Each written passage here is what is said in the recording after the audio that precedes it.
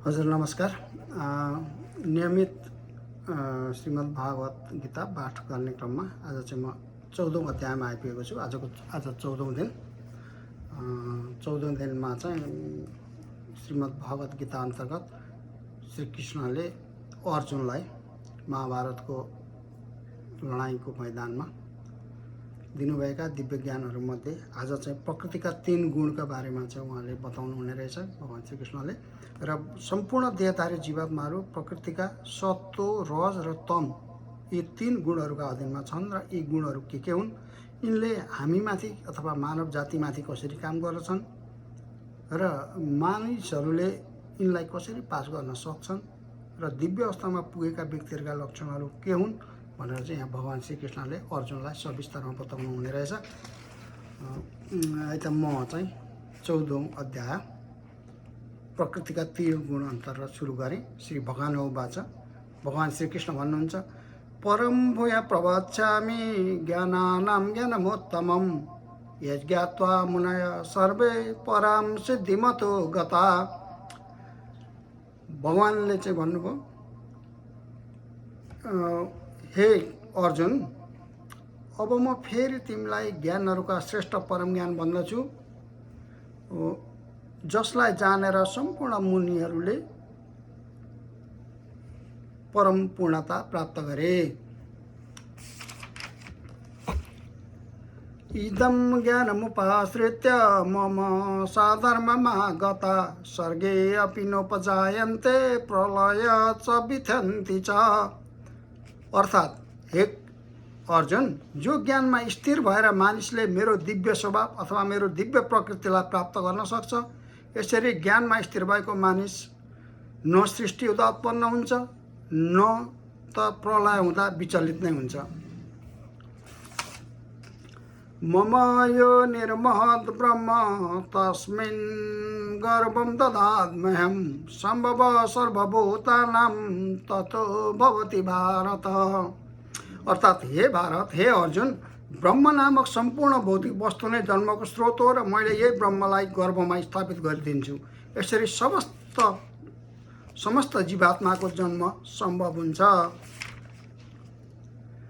सर्वयोनिषु कौन्तेय मूर्तय सम्भवन्ति या तासां ब्रह्ममद्योनिरहं बीज प्रभव पिता। अर्थात् हे कुन्ती पुत्र, यो भौतिक जगतमा जे जति जीव योनिहरू जन्म लिन सम्भव देखिएका छन्, ती सबैको पिता बीजदाता नै म नै हुँ, यो तिमीले बुझ्नु पर्दछ।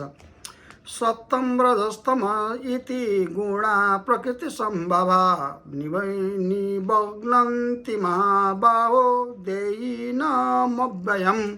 अर्थात् हे महाबाहो अर्जुन, भौतिक प्रकृति सत्व, रज र तम यी 3 गुणले युक्त छ। जब सनातन जीवात्माहरू यस प्रकृतिका सम्पर्कमा आउँछन्, ती गुणहरूले तिनलाई बद्ध बनाइदिन्छन्। तत्र सत्यं निर्बलत्वं प्रकाशकमनायमं सुखसङ्गेन बध्नाति ज्ञानसङ्गेन चानघ।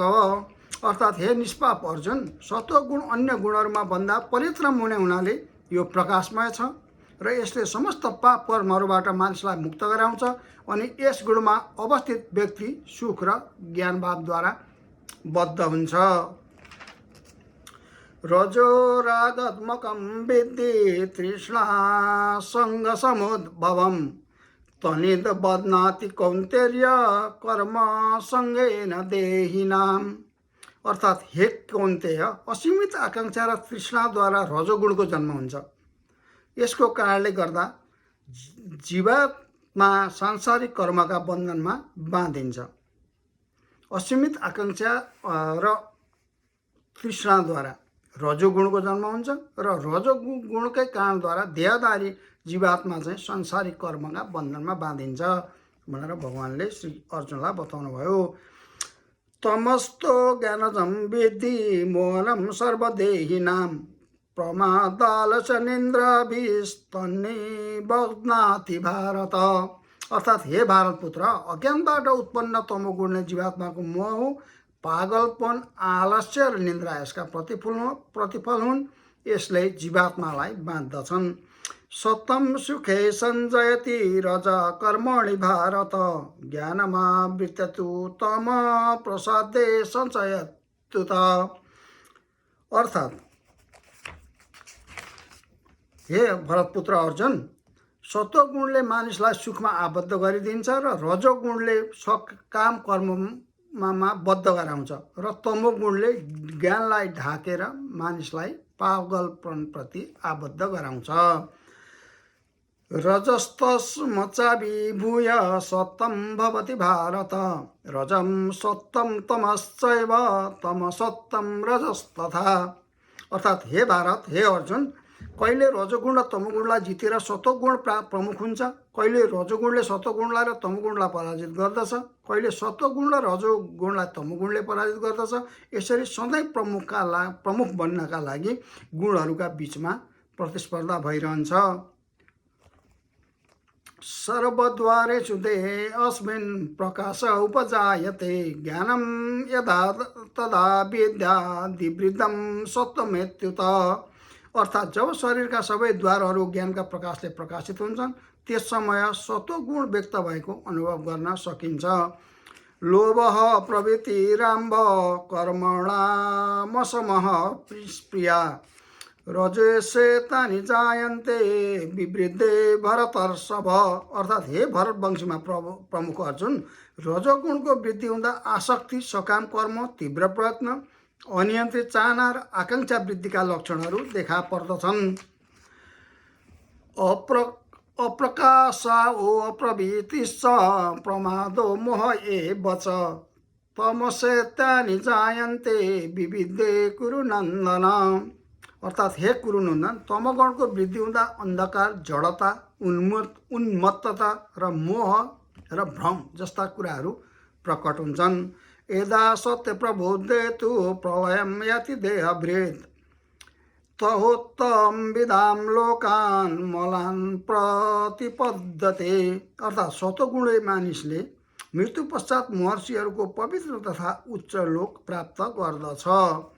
रजसे प्रलयं गत्वा कर्मसङ्गीषु जायते तथा प्रलीनस्तस्मसि मूढयोनिषु जायते। अर्थात् रजोगुणमा स्थिर मानिसले शरीर त्याग गरेपछि सकाम कर्मीहरूका बीचमा जन्म लिन्छ भने तमोगुणमा शरीर त्याग गर्नेले पशु जगतमा जन्म पाउँछ। कर्मणः सुकृत्स्याहु सात्विकं निर्मलं फलं रजसस्तु फलं दुःखं ज्ञानं तमसय फलम्। अर्थात् पुण्य कर्मको फल शुद्ध हुन्छ, यसलाई सत्वगुणी भनिन्छ। रजोगुणमा गरिएका कर्मको फल दुःखमय हुन्छ र तमोगुणमा रहेर सम्पन्न गरिएका कर्मको फल चाहिँ मूर्खतापूर्ण हुन्छ। सत्त्वात् सञ्जायते ज्ञानं रजसो लोभ एव च प्रमाद मोहो भव तमसो भवतो अज्ञानमेव च। अर्थात् सत्वगुणबाट वास्तविक ज्ञानको विकास हुन्छ, रजोगुणबाट लोभको विकास हुन्छ, तमोगुणबाट मूर्खता, पागलपन, मोह र भ्रमको विकास हुन्छ। सत्वगुणबाट वास्तविक ज्ञानको विकास हुने रहेछ, रजोगुणबाट लोभको विकास हुने र तमोगुणबाट चाहिँ मूर्खता र भ्रमको विकास हुन्छ।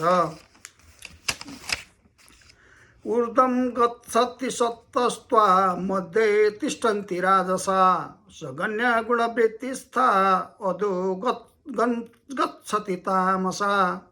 अर्थात् सत्वगुणी व्यक्तिहरू क्रमशः माथिल्ला उच्च लोकहरूमा जान्छन्, रजोगुणहरू पृथ्वीमा बस्छन् र तमोगुणीहरू चाहिँ नरकतिर जान्छन् भनेर भनिँदो रहेछ। नान्यं गुणेभ्य कर्तारं यदा द्रष्टानुपश्यति गुणेभ्यश्च परं वेत्ति मद्भावं सोऽधिगच्छति।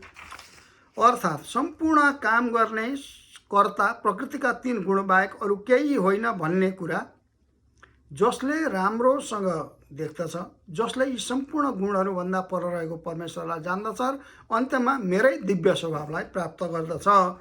गुणानेतान तिन्त्य त्रिन्देही देह समुद्भवान् जन्म मृत्यु जरा दुःखैर विमुक्तो अमृते मनुष्यमश्नुते। गुणानेतानतीत्य त्रिन्देही द्यासमुद्भवान् जन्म मृत्यु जरा दुःखैरे विमुक्तोऽमृतमश्नुते। अर्थात् भौतिक शरीरसँग सम्बन्धित प्रकृतिका यी तीन गुणहरूलाई पार गर्न सक्ने मानिस जन्म मृत्यु बुढापापन र त्यसबाट हुने कष्टबाट पनि मुक्त हुन सक्दछ र सधैँ जीवनमा चाहिँ अमृतत्व अथवा अमरत्व प्राप्त गर्न सफल हुन्छ। अर्जुन उवाच भगवान्ले यति भनिसकेपछि, यति ज्ञान भगवान्बाट प्राप्त भएपछि अर्जुनले फेरि प्रश्न गर्नुहुन्छ, कैरलिङ्ग स्त्री गुणानेतानतीतो भवति प्रभो किमाचारः कथं चैतां स्त्रीन् गुणानविर्तते। अर्थात् अर्जुनले के भनेर सोध्यो भने, हे भगवान्, कुन लक्षण देखेर हामी यो मानिस तीन गुणहरूका पर छ भन्ने जान्दछौँ? यस्तो व्यक्तिको व्यवहार कस्तो हुन्छ र प्रकृतिका गुणहरूलाई उसले कसरी पार गर्दछ? अर्जुनको यो प्रश्न सुनेपछि भगवान् भन्नुहुन्छ, प्रकाशम च प्रभृतिम च मोहमेव च पाण्डव न दृष्टि सम्प्रवृत्तानि न वृत्तानि त काङ्क्षति उदासीनवदासीनो गुणैर्यो न विचाल्यते गुणा वर्तन्त इत्येवं यो अवस्थति नैङ्गते समदुःख सुख स्वस्थ समलोष्टाम काञ्चन तुल्य प्रिया प्रियो धीरस्तुल्य निन्दात्म संस्तुति मानपमानयोस्तुल्यो मित्ररिपक्षयो सर्वारम्भ परित्यागी गुणातीतः स उच्यते। अर्थात् भगवान् भन्नुहुन्छ, जसले प्रकाश आसक्ति र मोह जस्ता कुरा उपस्थित हुँदा तिनीहरूमा देश वा घृणा पनि गर्दैन, फेरि ती वस्तुहरू लुप्त हुँदा त्यसको चाहना पनि गर्दैन, भौतिक गुणहरूका यी सम्पूर्ण प्रतिक्रियाबाट जो अविचलित तथा निश्चल रहन्छ, केवल गुणहरू मात्र क्रियाशील रहन्छन् भन्ने जानेर यो दिव्य र तटस्थ रहन्छ, सुख र दुःखलाई समान ठानेर यो आफैमा स्थित छ र जसले माटोको डल्लो र ढुङ्गो सुनलाई समान दृष्टिले देख्दछ। इच्छित र अनिच्छित अवस्था उपस्थित हुँदा जो समभावनामा रहन्छ, जो धीर छ, जो निन्दा प्रशंसा र मान अपमानमा पनि समान रहन्छ, जसले शत्रु र मित्र दुवै पक्षप्रति समान व्यवहार गर्दछ, जसले प्रकृति भौतिक क्रियाकलापको परित्याग गरेको छ, यस्तो व्यक्तिलाई चाहिँ प्रकृतिका गुणहरूदेखि पर रहेको भन्ने मानिन्छ। मां च यो व्यभिचारेण भक्ति योगेन सेवते सगुणान् समतीतैतान् ब्रह्मबुहाय कल्पते। अर्थात् जुनसुकै परिस्थितिमा पनि अविचलित भावले पूर्णतया भगवत भक्तिमा संलग्न हुने व्यक्ति भौतिक प्रकृतिका गुणहरूलाई तत्काल पार गरेर ब्रह्मको स्तरमा पुग्दछ। ब्रह्मणोऽसि प्रतिष्ठाहं मृत्यास व्ययस्य च शाश्वतस्य च धर्मस्य सुखस्यैकान्तिकस्य च। अर्थात् अमर अविनाशी शाश्वत र परम सुखको स्वाभाविक अवस्था स्वरूप निराकार ब्रह्मको आधार पनि म नै हुँ। यसरी चाहिँ श्रीमद् भागवत गीता अन्तर्गत प्रकृतिका 3 गुण शीर्षक अन्तर्गत 4थो अध्यायको भक्ति वेदान्त यतिमै समाप्त भयो। हवस् त, अन्त्यमा सबैलाई नमस्कार। भोलि म 15औं अध्याय लिएर यहाँहरू समक्ष उपस्थित हुनेछु र यसै गरी अब 18औं अध्यायसम्म निरन्तर रूपमा चाहिँ श्रीमद् भागवत गीता चाहिँ यहाँहरू समक्ष पस्किने प्रण गरेको छु मैले। खासमा यो अब हजुरहरूले कसैले हेर्नुभयो हेरिदिनुभयो त्यो म प्रतिको अनुकम्पा सम्झन्छु। खासमा मैले यो कसैलाई देखाउने बुझाउने सुनाउने भन्दा पनि म आफैले बुझ्ने प्रयत्नको रूपमा मात्रै मैले लिएको छु। यहाँहरूले पनि यसै रूपमा यसलाई ग्रहण गरिदिनु हुनेछ भन्ने आशा छ। हस्त नमस्कार। सबैको कल्याण होस्। यो कोभिड-19बाट बच्न सबैलाई सफलता मिलोस्। हजुर धन्यवाद।